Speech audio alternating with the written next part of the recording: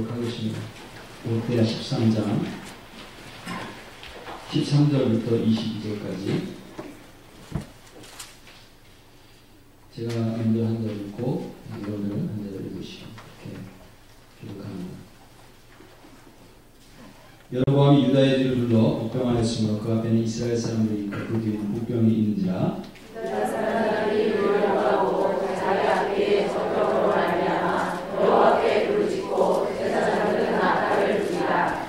유다 사람이 소리 지르매 유다 사람이 소리 지를 때에 하나님이 여로보암과 온 이스라엘을 아비야와 유다 앞에서 치시니 이스라엘 자손이 유다 앞에서 도망하는지라. 하나님이 그들의 손에 얹으셨으므로 아비야와 그의 백성이 크게 무찌르니 이스라엘이 택한 백성들이 죽임을 당하고 엎드러진 자들이 50만 명이었더라. 그때 이스라엘 자손이 항복하고 유다 자손이 이겼으니 이는 그들이 그들의 조상의 하나님 여호와를 의지하였습니다. 아비야가 여로보암을 쫓아가서 그의 성읍들을 빼앗았으니 곧 베델과 그 동네들과 여사나와 그 동네들과 에브론과 그 동네들이라. 아비야 때에 여로보암이 다시 감상하지 못하고 여호와의 지침을 읽어 죽었고 아비야는 점점 강성하며 아내 14을 건드려 아들 20둘과 딸 16을 낳았더라. 아비야의 많은 사적과 그의 행위와 그의 많은 선지자 입도의 주석지에 기록되리라. 아멘. 한 번 더 기도하겠습니다. 하나님 아버지 감사합니다. 오늘 하나님께서 우리를 불러주시고 하나님 예배하게 하시니 감사합니다. 우리를 창조하신 분이 누구신지, 우리 아버지가 누구신지, 우리의 생명이 어디에서 왔고 우리가 죽은 다음에 어디로 돌아갈지를 우리를 알게 하시고 그 하나님을 보게 하시고 믿게 하시고 주님 앞에 나오게 하시니 감사합니다. 예배를 통해서 하나님 영광 받아주시길 원합니다. 특별히 하나님 한 주간 동안 우리가 각각의 삶의 현장에서 살았는데 하나님께서 매 순간마다 우리에게 필요한 것들을 공급하시고 생명을 공급하시고 주의 은혜로 채워주셨음을 인하여 하나님 감사드리며 하나님 물질을 드리며 또 하나님 주 옆에 예물을 드립니다. 하나님 받아주시고 이 예물을 축복하여 주시고 하나님 나라 위해서 귀하게 주님이 친히 사용하여 주옵소서. 우리 평생에 정말 주님 바라보며 주님 나라 위해 귀하게 쓰임받는 인생 될 수 있도록 우리의 모든 것을 그렇게 축복하시고 인도하시고 사용하여 주시기를 원합니다. 이 시간에 주의 말씀 듣기를 원합니다. 하나님께서 우리의 귀를 열어주시고 부족한 우리의 입술도 하나님께서 스피커로 사용하여 주셔서 하나님의 말씀이 온전히 증거될 수 있도록 인도해 주옵소서. 예수님의 이름으로 기도드렸습니다. 이 시간에는 먼저 저 영화에 출연한 스님들이 있거든요. 다 잘생겼다. 저까지 띄워주셔서 영광이고요. 군인들 내일 우리 베트남 시대인데 나라를 위해서 자기의 생명을 맡기고 가족과 나라를 지키기 위해서 이렇게 싸웠던 우리 군인들 굉장히 아름답고 또 존경의 마음을 담아 드립니다. 하나님께 영광을 돌리고요.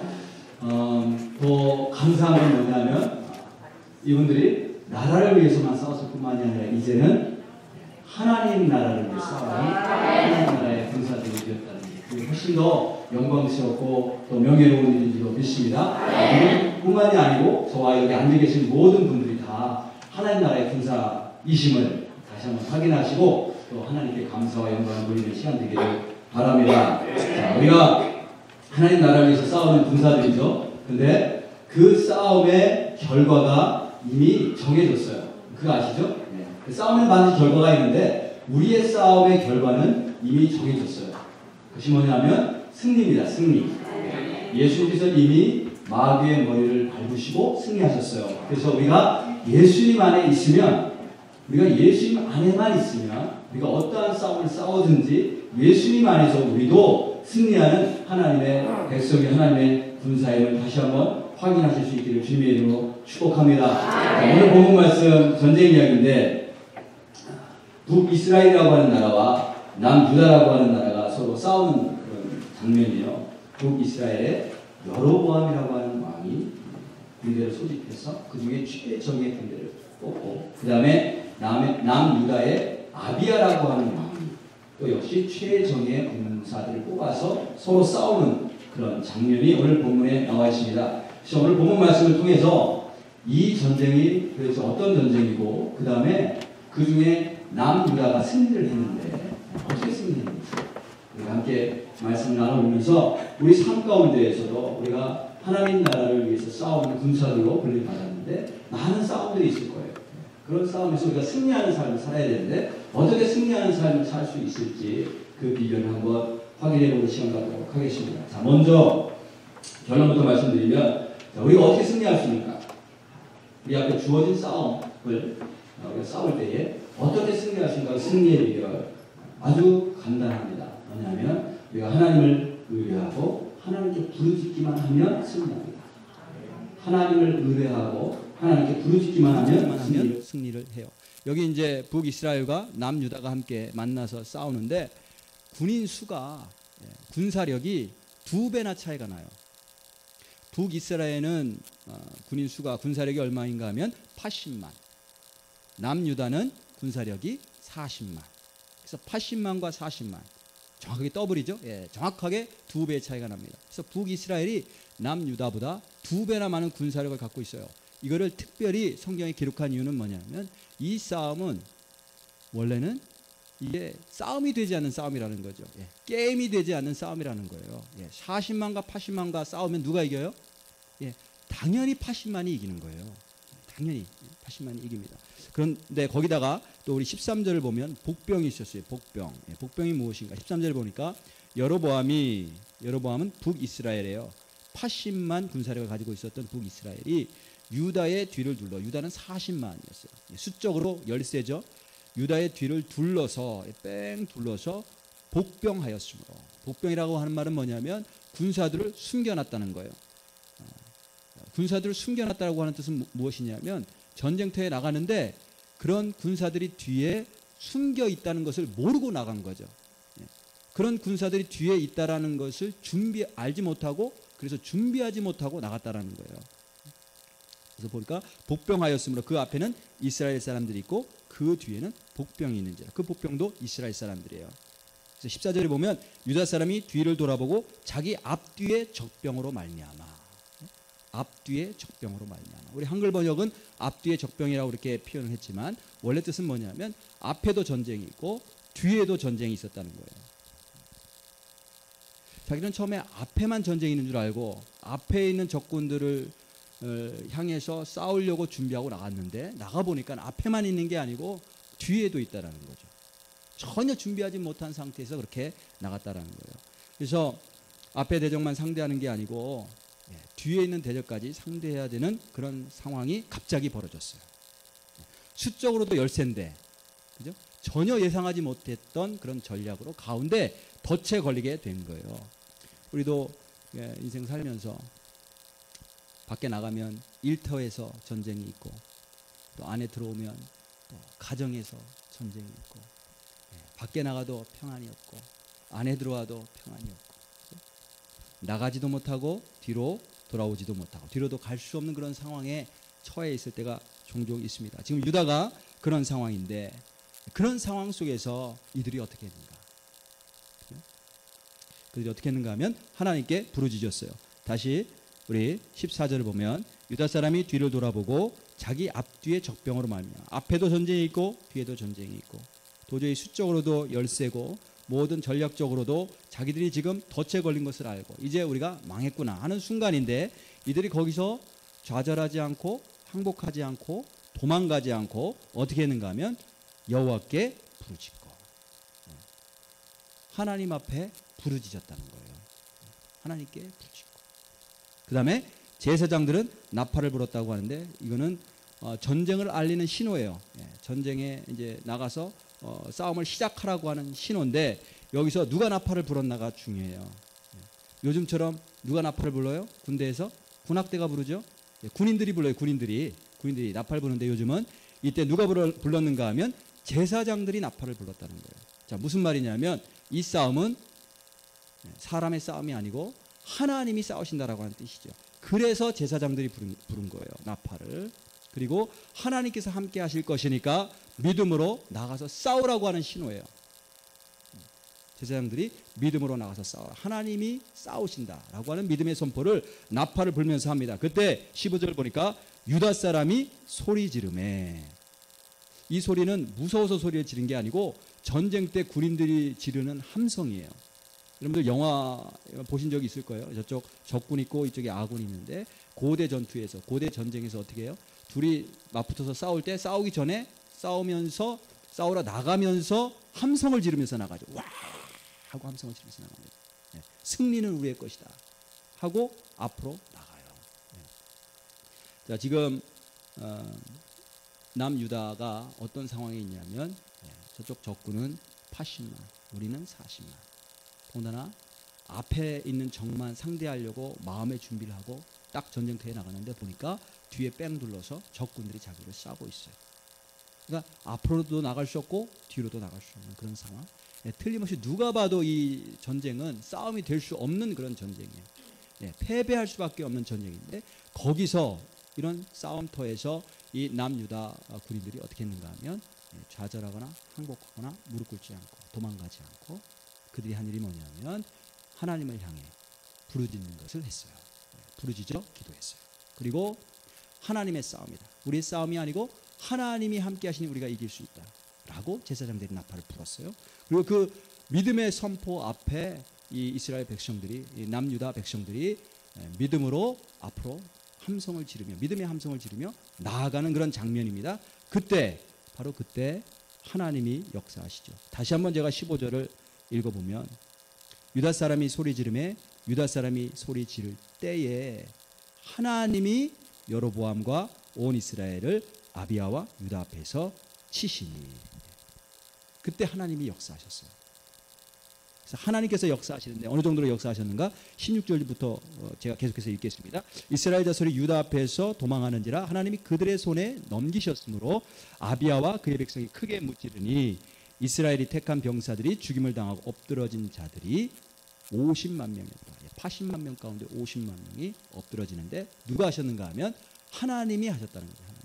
근데 여기서 우리가 하나님이 언제 역사하셨는지 그 역사하신 시점이 중요해요.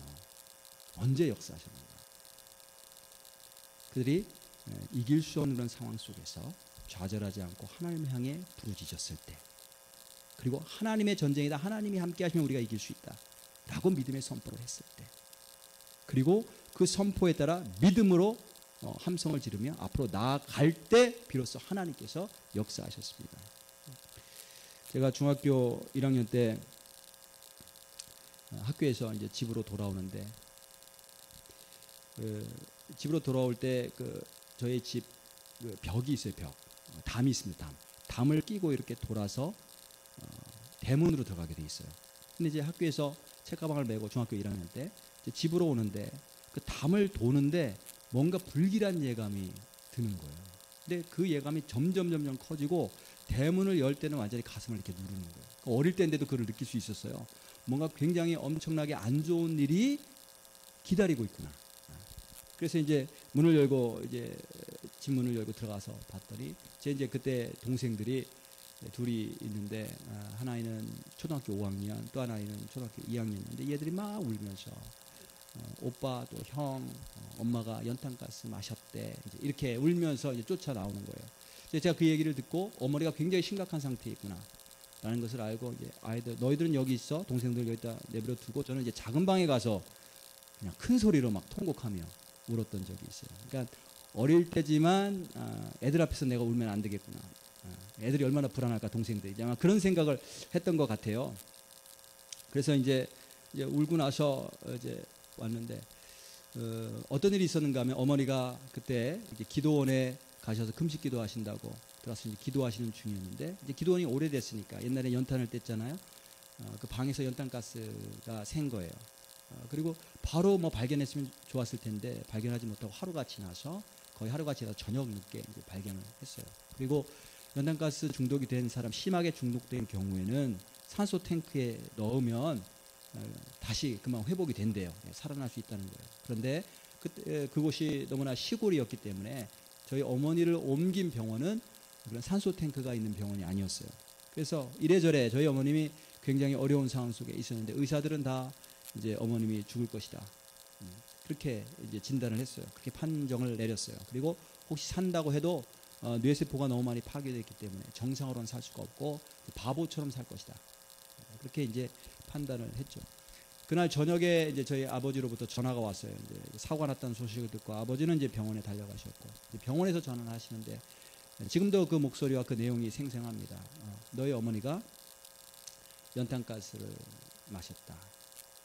의사들이 죽는다고 한다. 죽을 것 같다. 그런데 만일 너희들이 기도하면 하나님이 살려주실 수도 있다. 왜냐하면 너희들은 순수하니까. 기도해라. 어머니를 위해서 기도해라.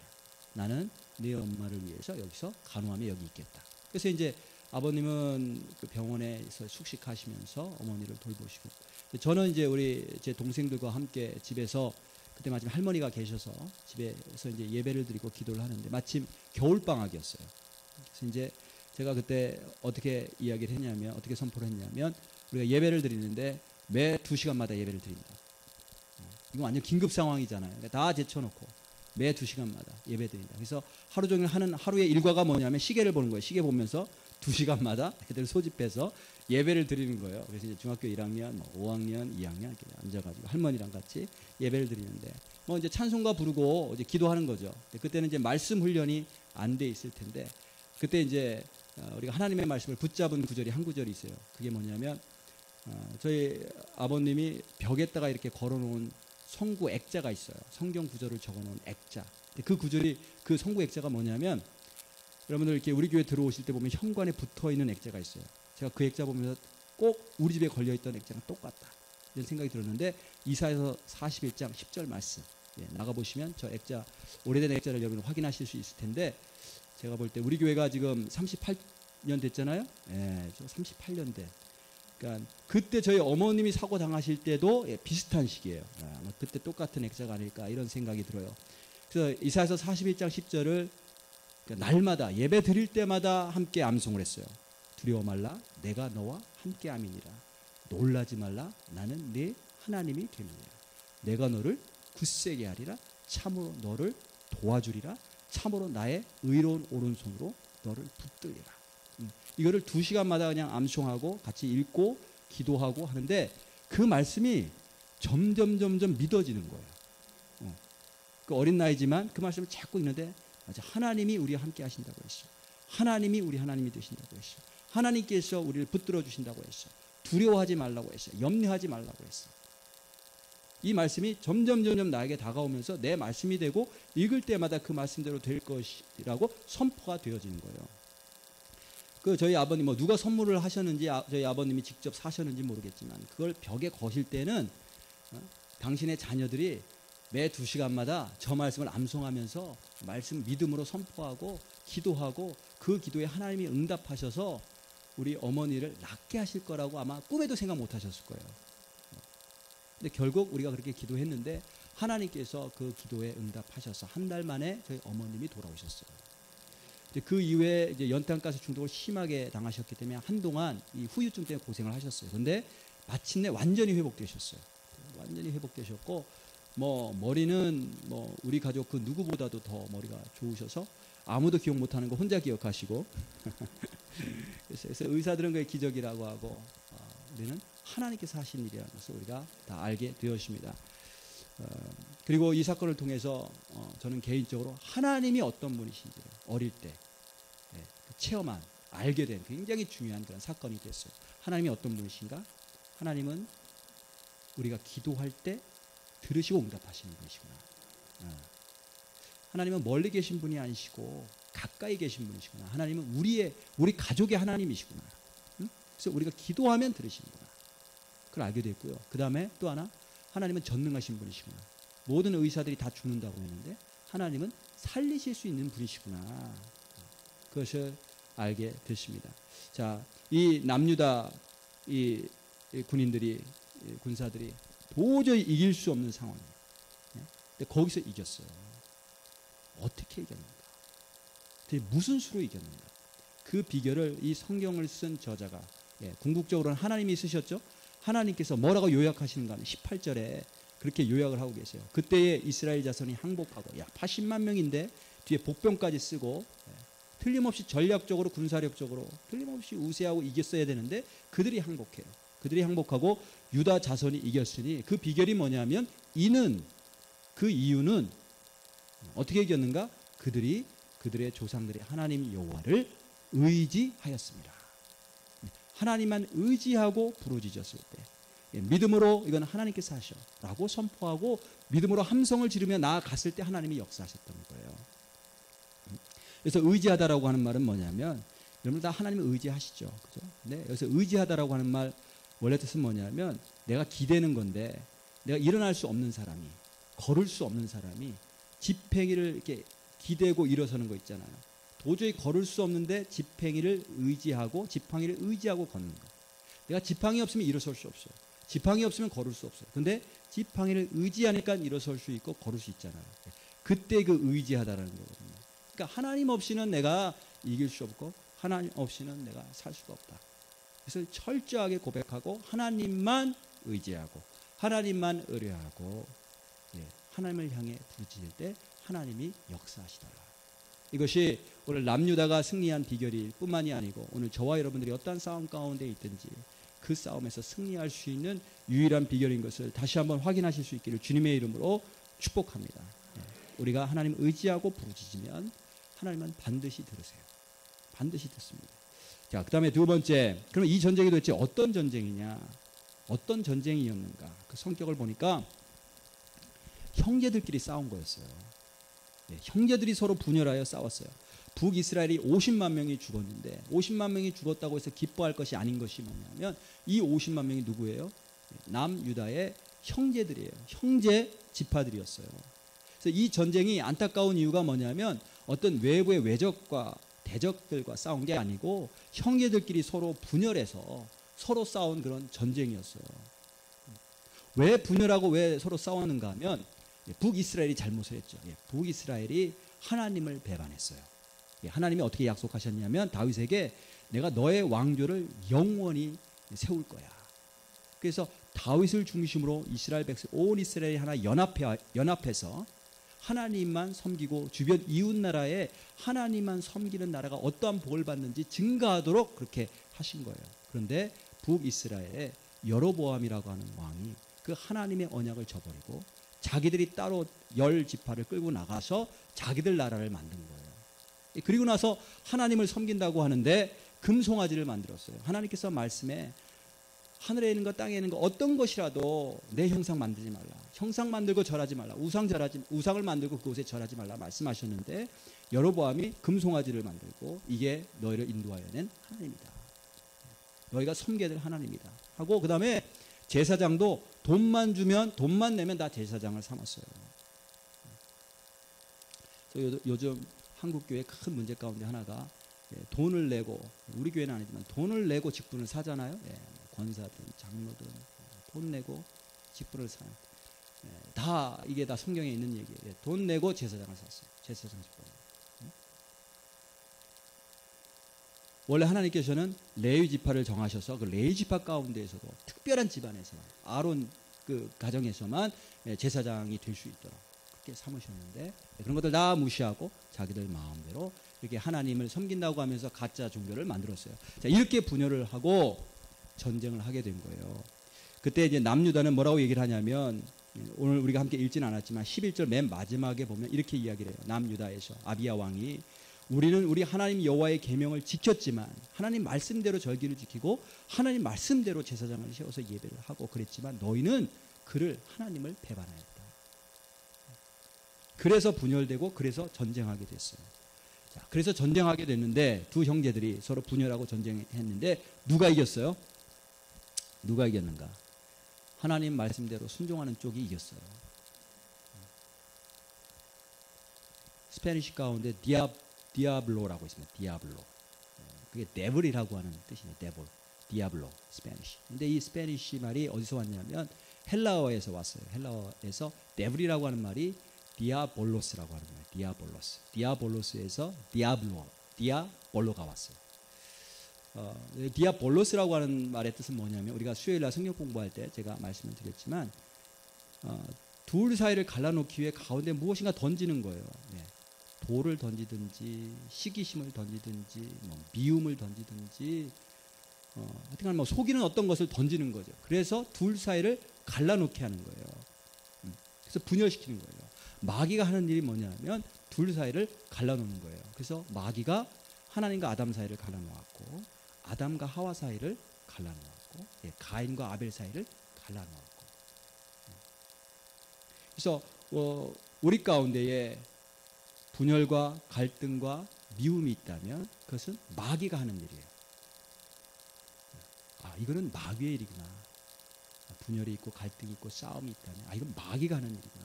그것을 분별하고 싸울 줄 알아야 될 줄로 믿습니다. 자, 그러면 이게 마귀의 일이라는 것을 우리가 알았을 때 이걸 어떻게 이길 수 있느냐? 마귀의 일을 만났을 때에 어떻게 승리할 수 있을까? 분열이 있고 갈등이 있고 싸움이 있을 때 어떻게 우리가 승리할 수 있지? 하나님 말씀대로 하면 돼요. 하나님 말씀대로 하면 승리합니다. 그래서 야고보서 4장 7절에 그런즉 너희는 하나님께 복종할지어다 마귀를 대적하라 그래야 하면 너희를 피하리라. 그래서 마귀를 대적하는데 마귀를 대적하는 방법이 뭐예요? 그런즉 너희는 하나님께 복종하라. 하나님께 복종하는 게 마귀를 대적하는 가장 확실한 방법이에요. 하나님 말씀에 복종하는 거. 근데 하나님께서 뭐라고 말씀하셨어요? 하나님의 말씀에 복종해야 될 내용이 뭐예요? 예수님께서 요약해 주셨는데 하나님 사랑하고 내 이웃을 사랑하고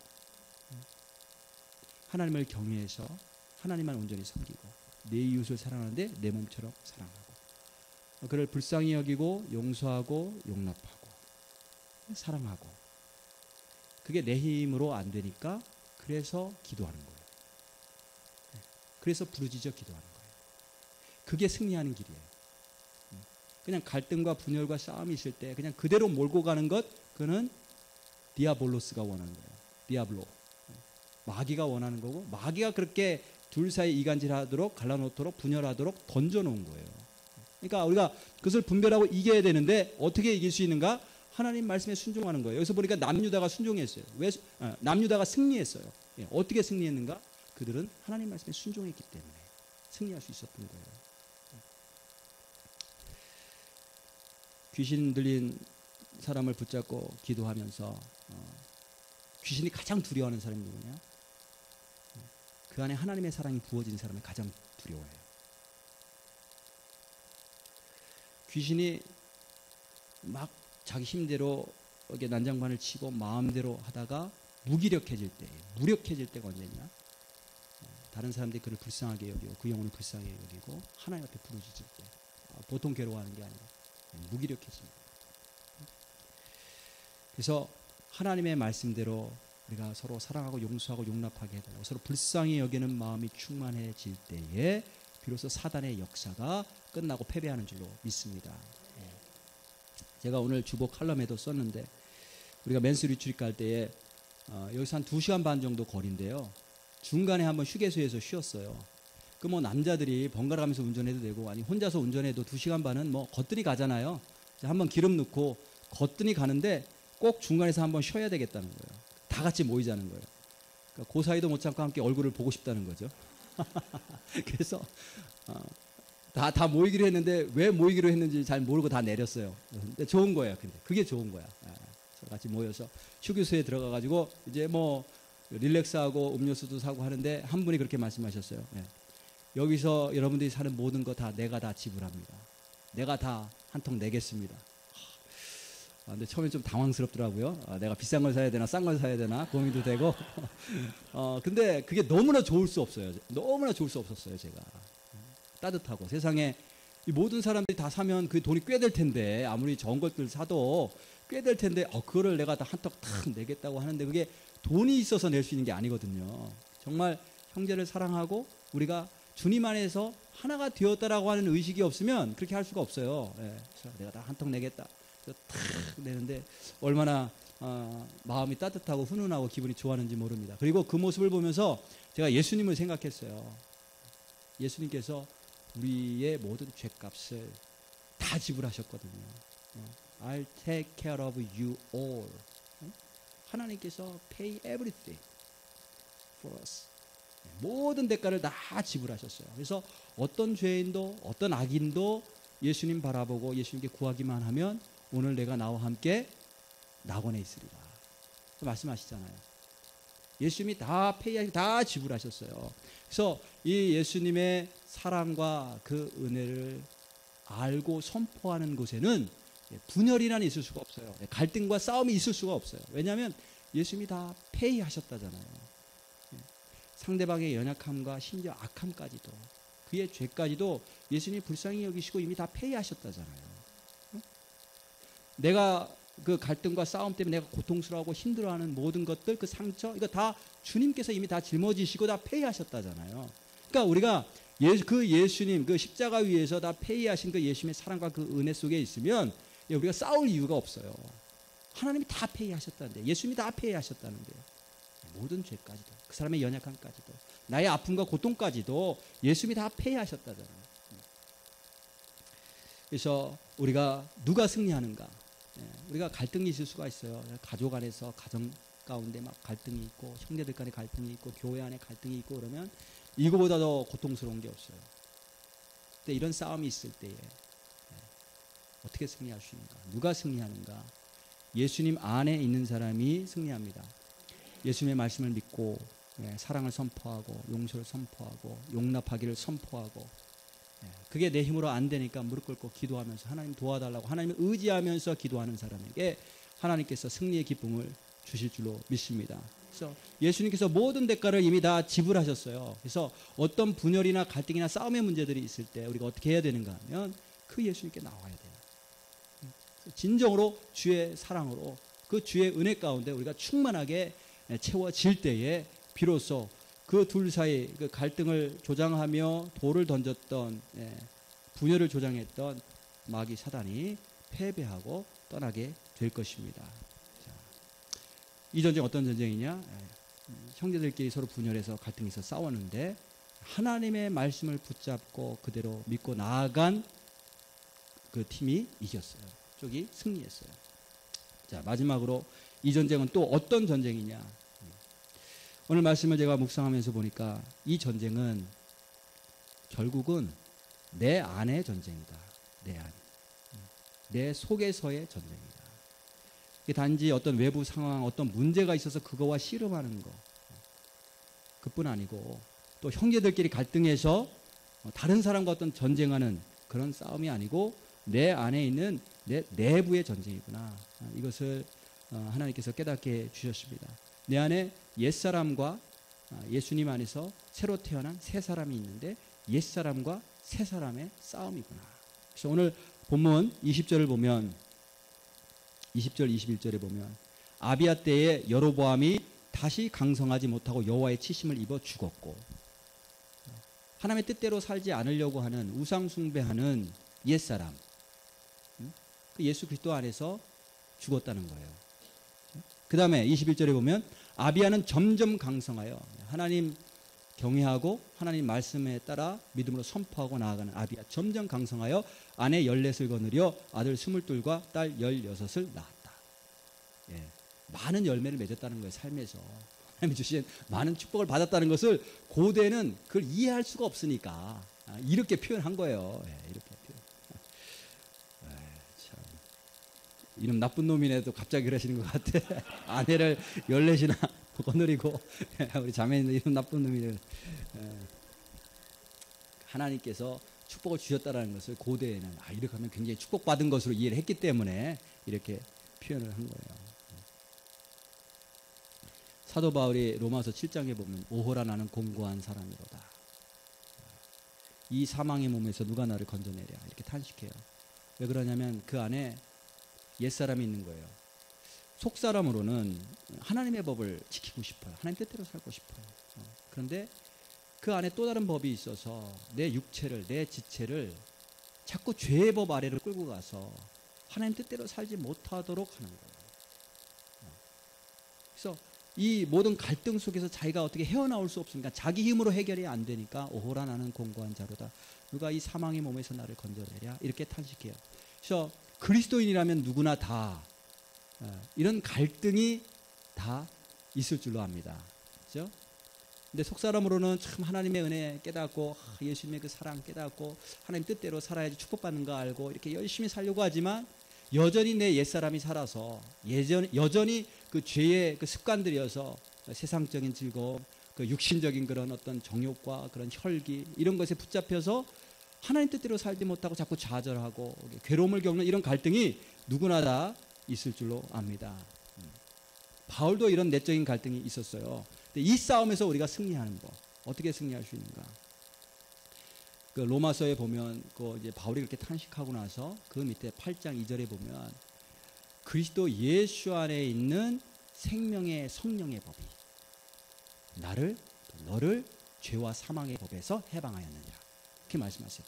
나는 내 힘으로 해결할 수 없어 늘 갈등하고 괴로워하고 이 싸움 속에서 날마다 패배하는 것 같아서 힘들어하는데 이 모든 죄의 법으로부터 나의 옛사람을 구속하고 있는 법으로부터 누가 나를 해방시키시느냐?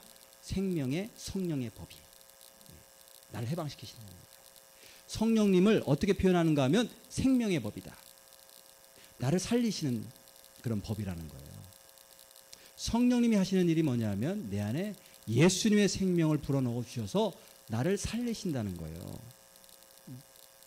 우리가 병이 있을 때 기도하죠. 이제 기도할 때 아까 제 어머니 간증도 했는데 살리셨어요. 예. 죽어가는 몸인데 죽어야 될 몸인데 하나님이 살리셨어요. 죽었어야 될 뇌세포인데 하나님이 다시 살리셨어요. 어떻게 살리셨는가 하면 성령을 넣으셔서 성령 하나님이 하시는 일이 죽어야 될 것을 죽어가는 것을 살리시는 역할을 하세요.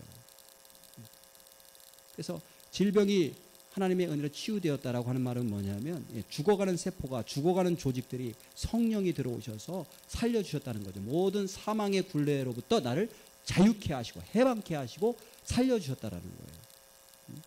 모든 죄도 마찬가지고 우리 죽음의 문제도 마찬가지고 우리가 어떻게 죽었다가 나중에 주님 오실 때 다시 부활하느냐? 성령께서 오셔서 우리를 살리시는 거예요. 왜냐하면 성령님이 어떤 분이시냐면 생명의 법이시기 때문에 우리를 살리시는 법이기 때문에 그렇습니다.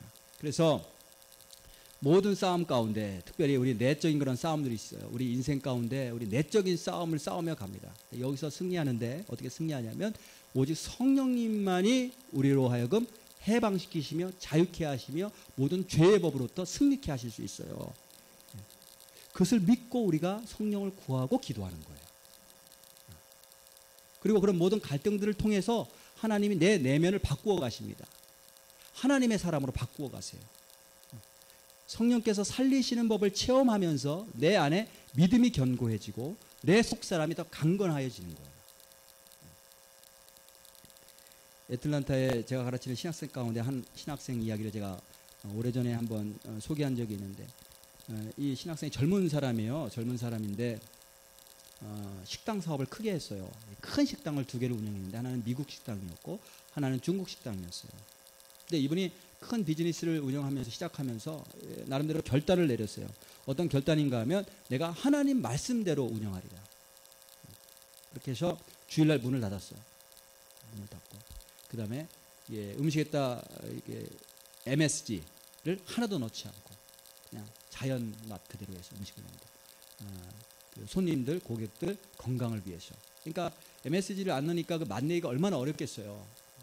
어디든지 맛이 있어야 손님들이 오는데.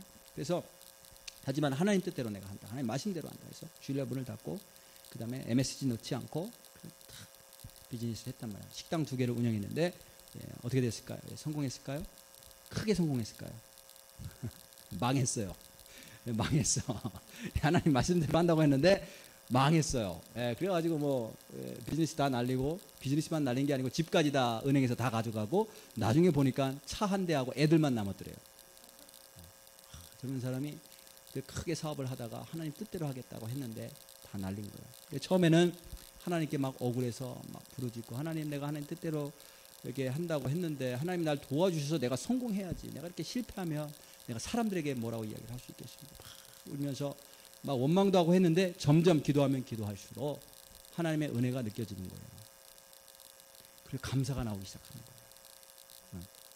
하나님께서 이 모든 것들을 허락하셨고 뜻은 모르지만 나로 하여금 믿음을 잃어버리지 않고 여전히 하나님 바라보게 하셨고 그러면서 막 감사가 나오기 시작을 하는 거예요.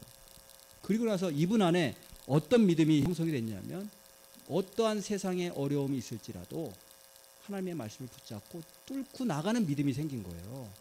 예. 말씀 지키다가 한번 패배하고 나니까, 죽고 나니까, 실패하고 나니까 그 다음부터는 어떤 것도 두려워하지 않는 거예요. 예. 하나님 말씀대로 살겠다 라고 하는 믿음이 오히려 강건해지고 굳건해진 것을 봅니다. 그래서 하나님께서 그를 다시 일어나게 하셨어요. 다시 사업을 하게 하시고, 그 다음에 그분이 이제 다니면서 뭐 만나는 사람에게 이런 간증을 하는데, 그 간증을 통해서 얼마나 많은 사람들이 감동을 받고 도전을 받는지 몰라요. 내 안에서 하나님 말씀대로 살고 싶지만 그것이 안 돼서 괴로워하고 또 믿음으로 싸우는 그 과정이 있어요. 싸움의 과정이 있어요. 근데 그 싸움의 과정에서 정말 하나님의 말씀을 붙잡고 성령의 도우심을 구하고 나아가면 그것이 세상적으로 볼 때 실패든 성공이든 상관없이 하나님 안에서 우리의 속사람을 새롭게 하시고 강건케 하시고 세상을 향해서 굴복하고 패배하고 타협하게 하는 것이 아니라 세상을 향해서 어떠한 세상이 달려올지라도 담대하게 그것을 뚫고 이길 수 있는 그런 믿음과 그런 영성을 하나님께서 허락하시는 줄로 믿습니다. 제가 신학교 때 학기 말인데 어느 해 학기 말인데 겨울이었어요. 제가 엄청난 독감을 걸립니다. 플루. 근데 얼마나 심했냐면 기침이 멈춰지지 않고 밤에 잘 때도 기침하고 이 속에서 가슴에서 나오는 기침을 계속 하는데 일주일 내내 하는데 뭐 목도 다 나갔을 뿐만 아니라 가슴에 체스트 페인도 있고 그리고 너무너무 피곤하고 너무너무 졸리고 하여튼간에 엄청나게 심한 그런 플루가 그때 유행이었는데 제가 그때 그걸 걸린 거였어요. 근데 이게 학기 말이었어요. 학기 말. 그래서 학교 다니시는 분들 뭐 아시겠지만 학기 말에 페이퍼도 많고 그 다음에 시험도 쳐야 되는데 하필 그 주간에 제가 그 플루에 걸려서 고생을 하게 된 거예요. 근데 한 학기 동안 아무리 잘했어도 마지막 학기 말에 시험을 망치거나 페이퍼를 제때 못 내면 그 한 학기 동안 열심히 한 게 다 물거품이 될 수 있는 거예요. 그래서 제가 정신적으로 내가 여기에 지면 안 된다. 나는 학기 마무리를 해야 된다. 이렇게 마음을 먹고 졸려도 자지 않고 집중해서 페이퍼 준비하고 그다음 페이퍼 써서 내고 시험 준비하고 해서 학기 말을 마쳤어요. 참 정신력이 중요하더라고요. 정신력이. 나는 아프면 안 돼. 지금 아프면 안 된다. 절대로. 그래서 했는데 어쨌든 학기 말을 잘 마무리했는데 그 다음에 놀라운 것을 제가 경험했는데 뭐냐면요. 그때 그렇게 심한 플루를 병원도 안 가고 약도 안 먹고 그냥 버티고 견디고 통과했잖아요. 그리고 나니까 그 다음부터는 웬만한 플루가 유행해도 걸리질 않는 거예요. 내 안에 면역력이 생겨서. 한번 심한 걸 거치고 나니까 그 다음부터 면역력이 생겨. 다른 사람들은 다 콜록콜록 집안 식구들 다 플루 걸렸는데 나만 괜찮아. 왜 그럴까 생각해 보면 그때 그 심한 거 걸렸는데 그때 면역력이 생겼거든요. 내가 약도 안 먹고 버텼는데 그거 이기면서 나한테 엄청난 면역력이 생겼구나. 이렇게 얘기했다가 또 플루 생기. 오래전 얘기. 그래서 우리 인생에 있어서 일어나는 모든 일들 있잖아요. 모든 일들, 아픔과 갈등과 싸움과 그 내적으로 씨름하고 막 실패도 경험하고 좌절도 경험하고 이런 것들 경험하는데 이것들 경험할 때 믿음으로 통과하면 이 모든 것들이 다 우리 안에 하나님을 향한 온전한 믿음으로 하나님께서 세우시기 위해서 굳건하게 만들어주시기 위해서 허락하신 하나님의 놀라운 지혜요 하나님의 손길임을 저와 여러분들이 다 믿으실 수 있기를 주님의 이름으로 축원합니다.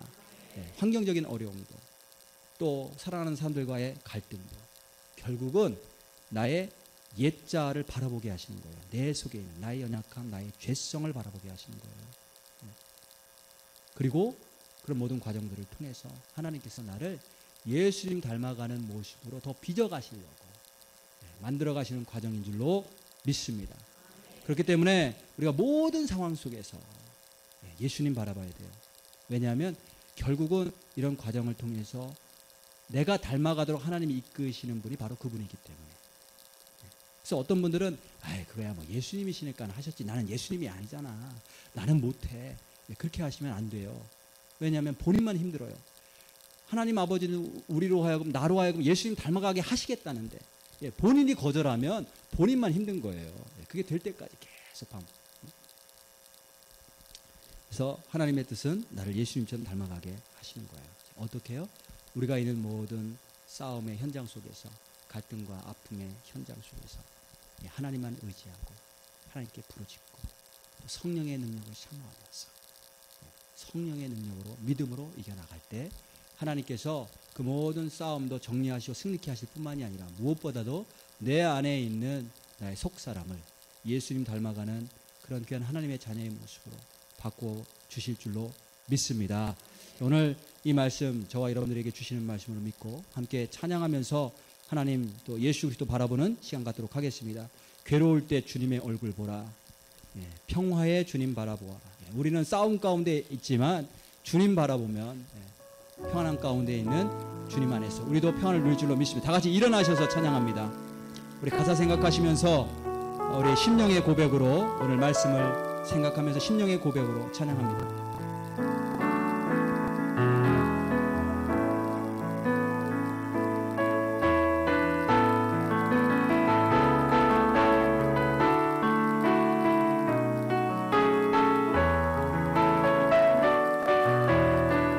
괴로울 때 주님의 얼굴 보라. 평화의 주님 바라보아라. 세상에서 시달린 친구들아, 위로의 주님 바라보아라. 눈을 들어 주를 보라. 눈을 들어 주를 보라. 내 모든 양려 주께 맡겨라. 슬픈 때에 주님의 얼굴 보라. 사랑의 주님 안시. 다시 한번 고백합니다. 괴로울 때 주님의 얼굴 보라. 괴로울 때 주님의 얼굴 보라. 평화의 주님 바라보아라. 세상에서 시달린 친구들아, 위로의 주님 바라보아라. 눈을 들어 주를 보라. 내 모든 양려 주께 맡겨라. 슬플 때에 주님의 얼굴 보라. 사랑의 주님 안식 주리라. 힘이 없고 내 맘 연약할 때, 힘이 없고 내 마음 연약할 때, 능력의 주님 바라보아라.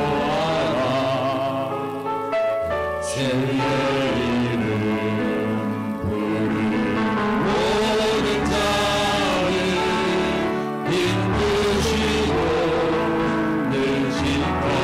아멘. 눈을 들어 주를 보라. 눈을 들어 주를 보라. 내 모든 양려 주께 맡겨라. 슬픈 때에 주님의 얼굴 보라. 사랑의 주님 안식 주. 눈을 들어 주를 보라. 눈을 들어 주를 보라. 내 모든 맘 내 주께 맡겨라. 내 모든 양려 주께 맡겼습니다. 슬픈 때에 주님의 얼굴 보라. 사랑의 주님 안식. 한 번 더 고백합니다. 눈을 들어 주를 보라. 눈을 들어 주를 보라. 내 모든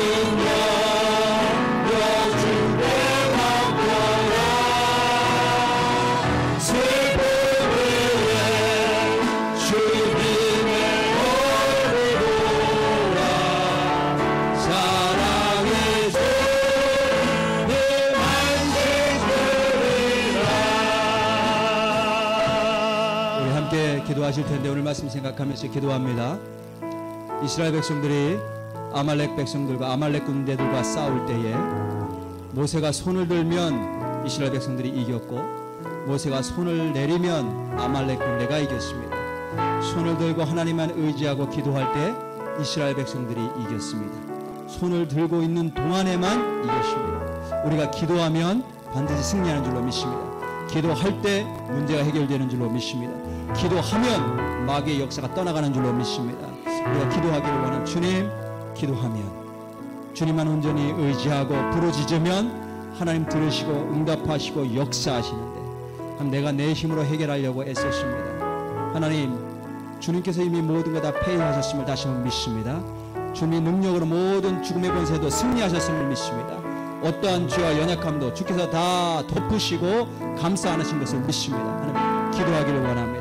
기도하고 주님께 맡기기를 원합니다. 예수 그리스도 바라보며 기도할 수 있도록 인도하여 주옵소서. 기도하면 하나님이 들으시고 반드시 응답하신다는 사실을 알게 하여 주옵소서. 사람의 눈으로 볼 때 불가능해 보이는 것도 하나님이 역사하시면 능력으로 죽을 사람도 살리시는 분이신 것을 믿게 하여 주옵소서. 그 믿음 가지고 기도하기를 원합니다. 특별히 하나님 이 모든 과정들 통과하면서 내 속사람을 바꾸어 주옵소서. 하나님 아버지, 문제 때문에 고생하고 하나님 문제 해결되기만을 바라지만 여전히 내 속사람이 변화되지 않는다면 우리가 얼마나 허망한 그런 고통만 당하는 것이겠습니까? 주님, 이 모든 과정을 통해서 주께서 원하시는 것은 나로 하여금 예수 그리스도 닮게 하시는 것인 것을 믿게 하셔서 알게 하셔서 예수님 더욱 닮아가게 도와주옵소서. 인내하게 하시고 더욱 순종하게 하시고 용서하며 사랑할 수 있도록 주님 앞에 하면 구하며 무릎으로 나갈 수 있는 그런 아버지 당신의 자녀되게 도와주옵소서. 오늘 말씀 생각하면서 함께 통성으로 기도하도록 하겠습니다. 하나님 아버지 감사합니다. 하나님 아버지 당신께서 우리를 사랑하시고 하나님 주님 앞에 나오게 하셔서 또 하나님 말씀을 통하여 우리가 승리할 수 있는 비결을 알려주시니 감사합니다. 하나님, 남녀다가 도저히 이길 수 없는 싸움이었는데 어떻게 승리했는가 보니 하나님 그들이 부르짖을 때 하나님만 의지하며 부르짖을 때에 승리했습니다. 하나님, 그 승리가 내 승리가 되게 하여 주옵소서. 우리가 염려하지 않게 하시고 걱정하지 않게 하시고 두려워하지 않게 하시고 좌절하지 않게 하시고 무릎 꿇고 기도하게 도와 주옵소서. 하나님 앞에 두 손 들고 기도하는 자가 되게 하시옵소서. 내 모든 죄를 내려놓게 하시고 하나님 회개하며 주님 앞에 나오며 자복하며 기도하게 도와주옵소서. 나의 옛자가 있으며 여전히 변화되지 않는 옛자가 있으며 주님 앞에 무릎 꿇고 기도하게 하시고 십자가로부터 흘러나오는 아버지 모든 보혈로 깨끗이 씻음받고 정결하게 되게 도와주옵소서. 이 모든 과정을 통해 내가 거룩하게 되기를 원합니다. 이 모든 과정을 통하여 예수 그리스도를 닮아가는 모습 되기를 원합니다. 아버지, 때때로 실패할 수도 있고 때때로 하나님 어려움 당할 수도 있지만 하나님 이것이 패배가 아닌 것을 믿시고 하나님 아버지 실패할 때에도 다시 한번 일어설 수 있도록 인도하여 주시옵소서. 주의 성령과 능력으로 체험받을 수 있도록 주여 축복하여 주시옵소서. 은혜 베풀어 주시옵소서. 하나님 아버지, 우리가 하나님만 의지하는 법을 배우게 도와주옵소서. 하나님 의지한다고 했을 때 기도한다는 사실을 알게 하여 주옵소서. 기도하게 도와주옵소서. 하나님, 내 자신을 바라보게 하시고 뇌 속에 굳어 있었던 옛사람의 모습들, 악한 모습들, 죄악된 모습들 주님 앞에 무릎 꿇고 회개하게 하시고 십자가의 보혈로 씻음받게 도와주옵소서. 그리스도의 보혈로 씻음받고 내 속사람이 새사람이 깨끗해질 수 있도록 인도하여 주옵소서. 그때 더러운 악한 영들이 떠나가는 줄로 믿습니다. 하나님, 내 안에 분노와 원망과 하나님 아버지의 시기와 미움으로 가득 차지 않도록 인도하시고 내 속에 그리스도의 사랑으로 충만히 채워 주옵소서. 내 스스로의 힘으로는 사랑할 수 없고 섬길 수 없고 용서할 수 없고 용납할 수 없음을 고백합니다. 주님, 그리스도로 덧입게 도와주옵소서. 주님 바라보니 십자가에서 모든 자들을 용서하신 그 예수님의 사랑이, 그 예수님의 영이 내 안에 충만히 채워지게 도와주옵소서. 나로 하여금 예수님 닮게 하시고 우리 삶 가운데의 갈등과 모든 싸움들이 잠잠케 주께서 역사하시고 주의 평강으로 주의 평화로 충만케 채워 주옵소서. 이제는 우리 주 예수 그리스도의 은혜와 하나님 아버지의 원하신 사랑과 성령의 감동감화 역사 충만하심이 오늘도 내 삶 가운데 주어진 모든 싸움 가운데 내가 하나님 나라의 군사로 불림받았음을 다시 한번 확인하고 예수 그리스도와 함께 성령으로 충만하여 기도하면서 하나님의 능력을 힘입고 싸워 이기며 승리하며 나아갈 것을 다시 한번 확인하고 결단하고 기도하고 돌아가는 당신의 귀한 백성들 머리머리 위에 지금부터 영원까지 함께 하시기를 간절히 축원하옵나이다. 아멘.